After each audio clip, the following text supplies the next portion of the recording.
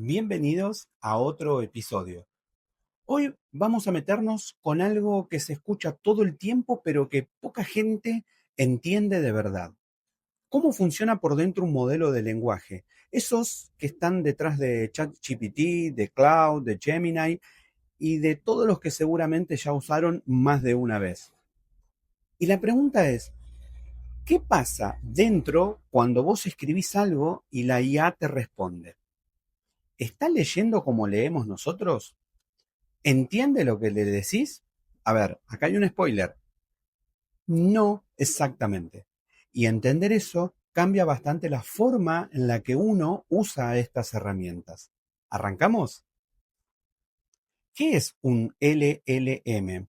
LLM son las siglas de Large Language Model, o sea, modelo de lenguaje de gran escala. Pero dejemos de lado el nombre técnico. Vamos por un segundo a pensar en qué es lo que hace realmente. Un LLM es básicamente una máquina que aprendió a predecir texto. Leyó cantidades absurdas de textos, libros, artículos, foros, código, conversaciones, prácticamente todo lo que existe en Internet. Y de tanto leer, aprendió una sola cosa, pero la aprendió extraordinariamente bien. Dada una secuencia de palabras, ¿cuál es la palabra que probablemente viene después? Eso parece simple, ¿no? Pero cuando haces eso con suficiente texto y suficiente potencia de cómputo, algo realmente emerge. El modelo no solo aprende a completar frases, sino que parece entender el mundo que hay detrás de esas frases.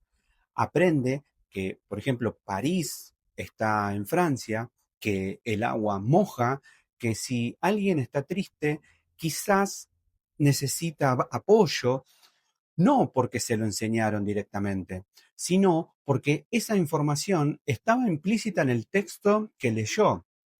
A ver, ahora bien, para poder hacer todo esto, primero el modelo tiene que convertir el lenguaje, que es algo humano, fluido, lleno de matices, en algo que una computadora pueda procesar, números.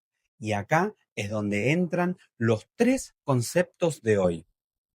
Los tokens. El texto partido en pedacitos. Lo primero que hace un LLM cuando recibe tu mensaje es partirlo en tokens. Un token es la unidad mínima de texto que el modelo procesa. A ver, ojo, no es exactamente una palabra. A veces es una palabra completa, a veces es solo parte de una y muchas veces es un símbolo o un espacio. Pongamos un ejemplo concreto. Si vos decís buenas noches, el modelo lo podría partir como buenas y noches. Dos tokens. Fácil.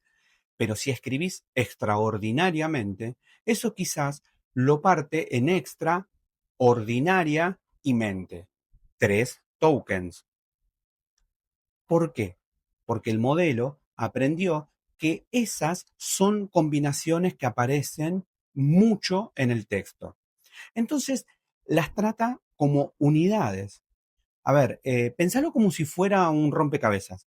El texto es la imagen armada y los tokens son las piezas. El modelo trabaja pieza por pieza, no como imagen completa. Esto tiene una consecuencia práctica que muchos no la saben. Cuando los modelos dicen que tienen un límite tanto de tokens, de contexto, no están hablando de palabras, están hablando de piezas. En general, una palabra en español equivale a una o dos tokens, pero las palabras largas o pocos comunes pueden ser muchas más. Entonces, el token es el texto, crudo, sin procesar, solo las piezas del idioma. Los vectores. Convertir texto en coordenadas, ahora viene el paso que realmente convierte el texto en matemáticas. A ver, el modelo tiene los tokens, pero una computadora no puede operar sobre la palabra gato. como tal. Necesita números y acá entran los vectores. A ver, un vector es, en este contexto, simplemente una lista de números, una coordenada en un espacio matemático. Imagínense que tienen un mapa. En ese mapa, cada lugar tiene coordenadas, latitud y longitud. Buenos Aires es menos 34,6 menos 58,4. Estos dos números te dicen exactamente dónde está la ciudad en el mapa. Un vector hace algo parecido, pero en lugar de dos coordenadas puede tener cientos o miles. Cuando el modelo convierte el token gato en un vector, lo que hace es asignarle una posición en un espacio matemático. Y sería, a ver, algo matemático o un ejemplo como 0,3, 0,7, 0,2, 0,6, 0, y así por varios cientos de números más. Eso es el vector. ¿Por qué tantos números? Porque el espacio tiene que ser lo suficientemente rico como para capturar matices del lenguaje. Con dos coordenadas puedes ubicar una ciudad en un mapa, pero para capturar todo lo que significa una palabra, su categoría gramatical, su campo semántico, su tono, sus usos frecuentes, necesitas muchas más dimensiones. Ahora, un vector a secas es solo una lista de números, no dice nada sobre el significado. Dos vectores cualquiera no tienen por qué tener ninguna relación entre sí. Pero que eso pase, necesitamos el tercer concepto, los embedding. Un embedding es un vector especial, no cualquier lista de números, sino una lista de números que fue entrenada para que la distancia entre vectores refleje la similitud del significado. A ver, esto es lo más importante de todo lo que vamos a decir hoy, así que lo repito. Es un espacio de embedding, las palabras que significan cosas parecidas que están cerca. Lo que significa cosas distintas, obviamente van a estar lejos. ¿Y cómo quedaron así? No porque alguien las diseñó a mano. Fue el entrenamiento. El modelo leyó tantísimo texto que aprendió que perro y gato siempre aparecen en el mismo contexto. Por ejemplo, llevé el perro al veterinario, llevé al gato al veterinario, mi perro duerme en el sillón, mi gato duerme en el sillón. Si dos palabras aparecen siempre rodeadas de la misma otras palabras, el modelo aprende a darle posiciones cercanas con ese espacio. Hay una frase de lingüística de John Firth que resume todo esto perfectamente. Dice, conocerás una palabra por la compañía que frecuenta. Los embedding son exactamente eso, una representación matemática de con quién junta una palabra. Y esto da lugar a algo que cuando lo ves por primera vez parece magia. En el espacio de embedding podés hacer aritmética con palabras. A ver, el ejemplo clásico es rey menos hombre más mujer es aproximadamente igual a reina. No es magia, es geometría. Las relaciones entre conceptos se conservan en ese espacio matemático. ¿Cómo los diferenciamos? Con el mismo ejemplo. Token es la palabra gato, tal cual. Texto crudo, la pieza del rompecabezas. Vector es la representación numérica de ese token. Una lista de números que le dice al modelo dónde está pieza por pieza en un espacio matemático, pero sin ninguna garantía de que la posición sea significativa.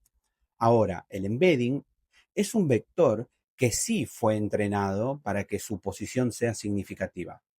Gato va a estar cerca de perro, cerca de felino, cerca de miau y lejos de avión, ecuación diferencial. La diferencia, en una sola oración, todo embedding es un vector, pero no todo vector es un embedding. Lo voy a decir de nuevo, despacito. Todo embedding es un vector, pero no todo vector es un embedding. El embedding es el vector que aprendió a reflejar significado. ¿Por qué importa esto? Puede parecer un detalle técnico, pero entender esto cambia cómo pensamos en estas herramientas. Primero, la IA no lee como leemos nosotros, no ve oraciones ni párrafos, ve tokens, los convierte en vectores y opera sobre este espacio numérico. Lo que nosotros llamamos entender es en realidad navegar ese espacio matemático de manera muy sofisticada. Segundo, el modelo heredó los sesgos de texto con el que fue entrenado. Si en ese texto enfermera aparecía mayoritariamente junto a palabras femeninas y médico junto a masculinas, el embedding va a reflejar eso. No porque el modelo piense así, sino porque aprendió de los patrones estadísticos del lenguaje humano con todas sus imperfecciones. Tercero, esta arquitectura es la que permite que los modelos sean tan versátiles. No están programados para hablar de cocina, de historia, de código. Aprendieron a navegar en un espacio de significados tan ricos que pueden moverse por casi cualquier tema. Para cerrar, un LLM es una máquina que convierte textos en números. Opera sobre esos números con una arquitectura enormemente compleja y vuelve a convertir los números en textos. Los tokens son la pieza del texto. Los vectores son las coordenadas de esas piezas en un espacio matemático. Los embedding son las coordenadas que reflejan significado. Suena frío cuando lo describís de esa manera, pero el resultado, esa capacidad de conversar, de razonar, de escribir, es genuinamente sorprendente. Y entender cómo funciona por dentro no le quita la magia, al contrario, la hace más interesante. Hasta la próxima.